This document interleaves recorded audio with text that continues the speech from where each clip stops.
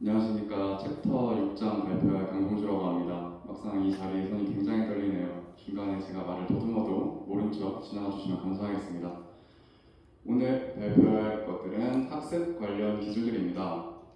첫 번째 매개 변수 응신, 두 번째 가중치의 초기값, 세 번째 배치 정규화, 그리고 하이퍼 파라미터 최적화입니다. 자, 첫 번째 매개 변수 갱신부터 들어가 볼게요. 딥러닝의 목적은 최적의 매개 변수를 찾는 것입니다. 저희는 그걸 최적화, 옵티마이제이션이라고 하고요. 다들 기억하고 있는 SGD를 한 번 더 복습해 보자면 식은 미와 같고요. 그리고 코드로 구현했을 때는 저렇게 나옵니다. 저것은 학습 레이트고요. 그리고 업데이트에는 파라미터와 그레디언트가 있습니다. 저 부분에 계속 갱신을 해가면서 가중치를 찾아갑니다. 이렇게 그림으로 표현해 보면은 물방울이 떨어지는 것처럼 기울기가 있는 곳으로만 계속 가는 것을 볼 수 있습니다. 그런데 SGD에 단점이 존재합니다. 이 함수를 그림으로 표현해 보면은 이렇게 3차원 등고선 기울기가 있는데 이 그림을 보면 알 수 있듯이 y는 굉장히 크지만 x가 굉장히 낮습니다. 이런 함수를 저희는 비등방성 함수라고 하는데요. 이 상황에서는 굉장히 불필요한 이동 경로를 보이는 걸 알 수 있습니다. 지그재그로 동선이 굉장히 비효율적이죠. 그래서 이런 단점을 해결하기 위해서 모멘텀이라는 새로운 기법이 나왔습니다. 코드로 구현하면 이와 같고요. 식은 저렇게 생겼습니다. SGD에 비해 추가된 것은 이제 A와 V가 있습니다. V는 속도, A, V는 저항이고요. 그래서 마치 물리학에서 공이 굴러가는 것과 비슷한 모양을 가지고 있습니다. 그림으로 보면 이렇게 생겼고요. 앞서 보았던 SGD에서 지그재그와 같은 비효율적인 이동 경로가 조금 더 줄어든 것을 볼 수 있습니다. 다음으로는 아다그라드가 있습니다. 아다그라드는 일단 학습률이 굉장히 중요한 편이고요. 학습률이 너무 높아도 안 되고 너무 낮아도 안 됩니다. 그래서 학습률을 중간중간 감소시키는 기술이 있고요. 이거를 최대로 발전시킨 게 아다그라드입니다. 식은 이와 같고요. 여기서 추가된 것은 h가 있는데 h는 기존의 기울기 값에 제곱해서 이것을 계속해서 더해간다는 것입니다. 추가된 것은 이제 루트 h분의 1을 갱신할 때마다 계속 곱해준다는 것이고요. 코드로 구현을 하면 이와 같습니다. 그림으로 보면 조금 더 스무스하게 최적의 파라미터를 찾아가는 것을 볼 수 있습니다. 다음으로는 RMS 프로브이 있는데요. RMS 프로브는 이제 아다그라드의 문제가 기존 기울기 값을 제곱해서 계속 더하다 보면은 무한으로 간다고 쳤을 때 결국 0에 수렴하게 되는데요. 그래서 이것을 보완하기 위해서 나온 하나의 기술입니다. RMS 프로브는 기존 기울기 값이 있을 때 배치를 하는 것처럼 가장 최근에 몇 개만 가져와서 더한 후 나누겠다라는 것과 같습니다. 그 다음에는 아담이 있는데요. 아담은 모멘텀과 아다그라드가 더해진 하나의 기술입니다. 이걸 아담이라고 하고요. 옆에 그림에서 보이는 것 같이 굉장히 스무스하게 파라미터를 찾아가는 것을 알 수 있습니다. 지금까지 보았던 매기변수 갱신에 있는 기술들을 한데에 모아본 것이고요. 지금 여기서는 모멘텀이 가장 빨리 찾아갔지만 이거는 한 종류를 본 것일 뿐이고요. 데이터가 달라지거나 상황이 달라진다거나 학습률이 달라진다거나 매우 다양한 환경에서 이와 같이 나오지 않습니다. 그래서 항상 최적의 기법을 사용해야 하는 것을 꼭 생각해야 합니다. 이거는 제가 인터넷에서만 본 건데요. 이제 스텝 방향과 스텝 사이즈에 따라서 어떤 기술을 쓰면 좋을지 굉장히 보기 쉽게 써놓은 하나의 사진인데 나중에 기회가 되시면 한 번씩 읽어보는 것을 추천드립니다. 다음으로는 가중치의 초기값입니다. 딥러닝에서 특히 중요한 것은 가중치의 초기값이죠. 가중치가 높아질수록 오버피팅 가능성도 높아집니다. 단, 가중치를 0 또는 같은 값으로 할 경우 학습을 진행해도 계속해서 같은 값을 가지게 되고요. 따라서 초기값을 작고 무작위하게 해야 합니다. 그래서 저희는 이런 기술을 가중치 감소, 웨이트 데케이트라고 부르고요. 매개 변수 값이 작아지도록 학습하는 방법입니다. 오버피팅이 일어나지 않도록 말이죠. 왼립층의 활성화 값의 분포를 관찰하면 중요한 정보를 얻을 수 있습니다. 그래서 그 중요한 정보를 알아보기 위해서 실험을 하나 설정했는데요. 활성화 함수는 시그모이드고 입력 데이터는 m리스트 1000개 데이터입니다. 초기값은 케이스 1, 2, 3가 있습니다. 정규 분포와 표준 정규 분포 그리고 제비어 정규 분포를 사용해서 초기 입력값을 조정을 했습니다. 그래서 이렇게 케이스에 따라서 활성화 함수의 결과값을 관찰해 보겠습니다. 코드로 구현해 보면 이와 같고요. 왼쪽은 앞서 말씀드렸던 케이스의 구현이고 오른쪽은 플랫을 뽑는 코드입니다. 저기 있는 곱하기 1 부분이 각 케이스에 맞춰서 변경이 필요합니다. 그래서 케이스 1, 2, 3를 한번 뽑아봤는데요. 첫 번째는 좌우로 높아져 있고 케이스 2는 가운데만 솟아있습니다. 이렇게 되어 있으면 가중치가 굉장히 불균형한 상태여서 오버피팅이 일어날 수도 있고 제대로 된 학습이 일어나지 않을 수 있습니다. 그래서 지금 현재 경우에서는 케이스 3번 제비어 초기값이 가장 좋다고 볼 수 있습니다. 그래서 시그모이드를 쓸 때는 제비어 초기값을 쓰는 것이 좋다라고 결론을 내릴 수 있고요. 제비어 초기값은 활성화 함수가 선형임을 전제합니다. 시그모이드는 선형임을 전제로 도출하는 초기값이고 그리고 렐로 함수는 다른 특성의 초기값이 요구가 됩니다. 그래서 하나 더 실험을 하게 되는데요. 이번 실험은 활성화 함수를 렐로 입력 데이터는 똑같습니다. 초기 입력값도 조금은 달라졌지만 실험을 위한 차이를 줬다는 것은 똑같습니다. 활성화 함수의 결과값을 똑같이 한번 관찰해 보겠습니다. 케이스 1, 2, 3가 있는데요. 케이스 1, 2는 딱 봐도 굉장히 불균형하죠. 케이스 2번 같은 경우는 제비어 초기값을 사용했는데 초반 첫 레이어는 괜찮지만 결국 마지막 레이어는 굉장히 불균형한 것을 볼 수 있습니다.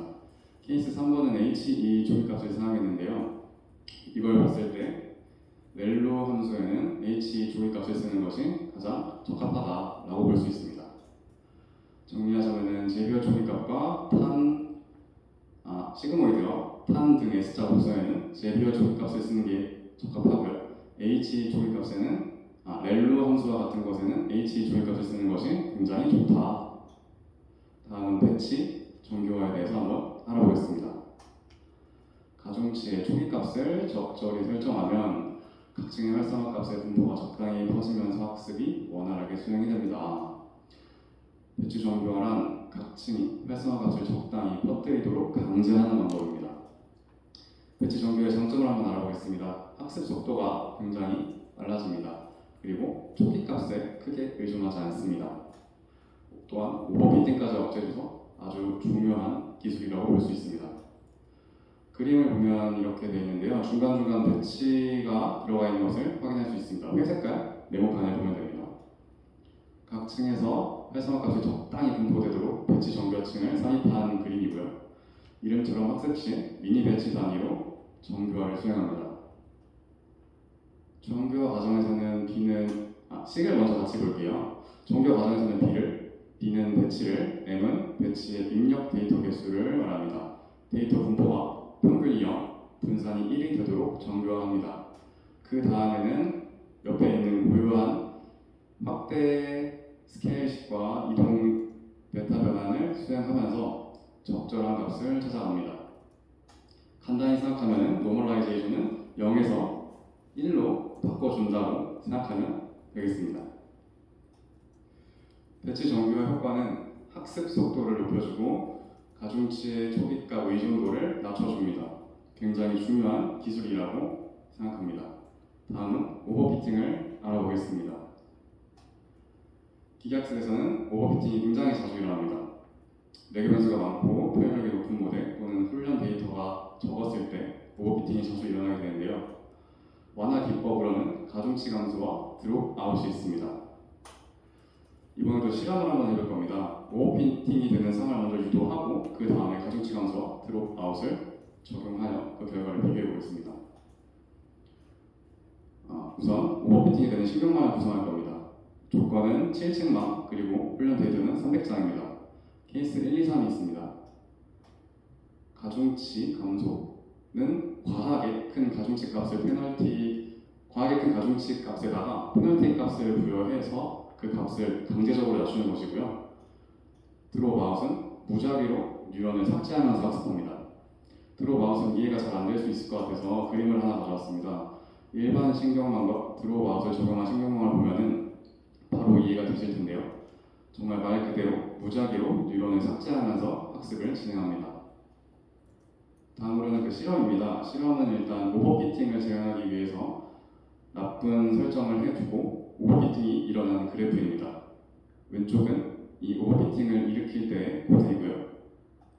그 다음에 가중치 감소 설정을 했습니다. 왼쪽 코드를 보시면은 람다 0.1이 이제 가중치 감소를 설정한 거고요. 딱 봤을 때 그 데이터의 학습률이 조금 더 안정적인 것을 확인할 수 있습니다. 드롭아웃을 설정했을 때입니다. 드롭아웃을 설정했을 때는 더욱더 안정적으로 오버피팅이 일어나지 않으면서 학습을 진행하는 것을 그래프를 보면 알 수 있습니다. 마지막으로 적절한 하이퍼 파라미터 값을 찾아보겠습니다. 신경망에는 다수의 하이퍼 파라미터가 있습니다. 뉴런수 배치 크기, 매개변수 갱신 시의 학습률 등이 있고요. 값이 적절하지 않으면 성능이 떨어집니다. 하이퍼 파라미터 설정은 시행착오를 겪게 되며 효율적으로 탐색하는 방법을 알아보겠습니다. 하이퍼 파라미터를 조정할 때는 하이퍼 파라미터 전용 확인 데이터가 필요합니다. 그것을 이제 검증 데이터, 밸리데이션 데이터라고 하고요. 저희가 쓰는 데이터에는 세 가지 종류가 있습니다. 첫 번째는 훈련 데이터, 매개변수 학습 시 필요하고, 시험 데이터, 신경망의 범용 성능 평가에 필요합니다. 마지막으로 앞서 얘기했던 검증 데이터, 하이퍼 파라미터 성능 평가가 있고요. 이걸 복잡하게 느끼실 수 있지만 단순히 생각해보면 훈련 데이터는 그냥 평소에 푸는 문제집이 되겠고요. 시험 데이터는 이제 중간고사가 되겠습니다. 그리고 검증 데이터는 가장 중요한 시험인 수능에 비유하면 적절할 것 같습니다. 훈련 데이터 검증을 하기 위한 데이터 분할을 하는 먼저 셔플해주는 함수이고요. 그 다음으로는 데이터를 넣고 셔플하고 검증 데이터를 스플릿해주는 코드입니다. 그 다음으로 하이퍼 파라미터 최적화의 단계를 한번 알아보겠습니다. 0순위로 하이퍼 파라미터의 값을 범위를 설정해 줍니다. 그 다음 값을 무작위로 추출하고요. 그 다음 값을 사용하여 학습하고 검증 데이터로 정확도를 평가합니다.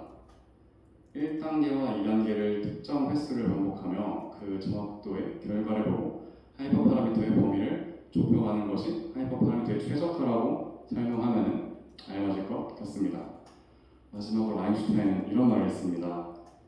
하이퍼 파라미터를 최적화할 때의 핵심은 최저값이 존재하는 범위로 조금씩 줄여나간다는 것이다. 대략적인 범위를 우선 설정하고 그 범위에서 무작위로 정확도를 평가한다.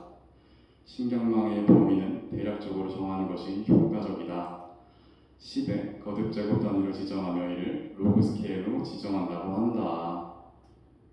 마지막으로 우리가 이 6챕터에서 공부했던 것을 한 번 더 복습해 보겠습니다. 매개변수 인증 방법에는 확률적 정사 항화법 외에도 모멘터, 아다브라드, 아담 등이 있습니다. 가중치 초기값을 정하는 방법은 올바른 학습을 하는데 매우 중요합니다. 가중치의 초기값으로는 제비어 초기값과 HE 초기값이 효과적입니다. 배치 정교화를 이용하면 학습을 빠르게 진행할 수 있으며 초기값의 영향을 덜 받게 된다. 오버피팅을 억제하는 정교화 기술로는 가중치 감소와 드롭아웃이 있다. 마지막으로 하이퍼 파라미터 값 탐색은 최저값이 존재할 법한 범위를 점차 좁히면서 하는 것이 효과적이다. 이상으로 발표를 마치겠습니다. 감사합니다.